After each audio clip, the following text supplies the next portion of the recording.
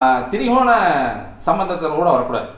திரிகோண சம்பந்தத்தில் வந்து சனி உட்காந்துருந்தாலுமே, உதாரணமாக சிம்ம ராசியில் வந்து சூரியன் உட்காந்துருக்கார், தனுசு ராசிலையும் அல்லது மேச ராசிலையும் இங்கே சனி உட்காந்துருந்தா தனுசு ராசியில் வந்து சம வீட்டில் சனி உட்காந்துருப்பார், மேச ராசியில் நீச்சமாய் போயிடும்.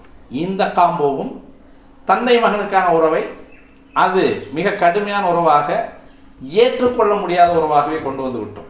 அப்போ இந்த சூரியனுடைய அமைப்பு அப்படின்னு சொல்லக்கூடியதில் சனி சம்மந்தப்பட்டு வருது அப்படின்றது வந்து அனுஷ நட்சத்திரத்தில் போய் சூரியன் உட்காந்தா தான் அது வந்து சிரமத்தை கொடுக்கும் அப்படின்றது கிடையாது. நேரடியாக சனியும் சூரியனும் பார்த்துக்கணுங்கிற அவசியமும் கிடையாது. திரிகோண ராசிகளில் போய் உட்காரும் பொழுதும் சூரியன் சனி காம்போ அப்படின்றது வந்து அந்த இடத்துலையும் வந்து தெளிவாக பேசாது.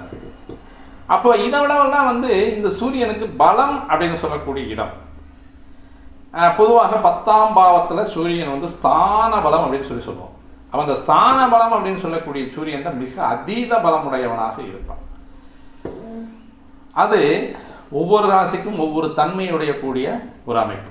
இப்போ இந்த ராசிகளில் எப்படி வரும் அப்படின்னு பார்த்தோம் அப்படின்னா, மகர லக்னமாக இருக்குன்னு வச்சுக்கோமே. மகர லக்னத்துக்கு வந்து சூரியன் ஸ்தான பலம் ஆகக்கூடிய அமைப்பில் துலா ராசி நீச்சமாயிட்டு சார். இது இப்போ வந்து இந்த துலா ராசியில் இருக்கக்கூடிய சூரியனை நீச்சமாக எடுக்கணுமா, ஸ்தான பலம் உள்ள சூரியனாக எடுக்கணுமா அப்படிங்கிற கேள்வி வரும். 10ல் வந்து சூரியன் ஸ்தான பலம் தானே, நீச்சமாகவே இருந்தாலும் சூரியனுடைய அந்த கதிர்வீச்சுகள் எப்பவும் குறையாது, வீரியம் குறையாது. 10ல் உட்கார்ந்தாலும் அது ஸ்தான பலம் தான். அவன் உட்கார்ந்துருக்கிறது அந்த துலா ராசி அப்படிங்கிறது வந்து பாதக ராசி. இது ரொம்ப டேஞ்சரை கொடுக்கக்கூடிய ஒரு அமைப்பு. அதாவது நெகட்டிவ் பாயிண்டில் எடுக்கக்கூடிய அமைப்பு மகர லக்னக்காரங்களுக்கு. சூரியன் அப்படின்னு சொல்லக்கூடியவர் துலா ராசியில் உட்காந்து நீச்சமாயிட்டார் அப்படின்னா நம்ம தந்தை மகன் உறவை பற்றி அந்த ஜாதகத்தில் பேசணுங்கிற அவசியமே இல்லை. அந்த எடுத்து வச்சனா அதை தந்தை எவ்வளவோ பிரயாசப்படுவார், தனது மகனுடைய முன்னேற்றத்திற்கு எவ்வளவோ பிரயாசப்படுவார்.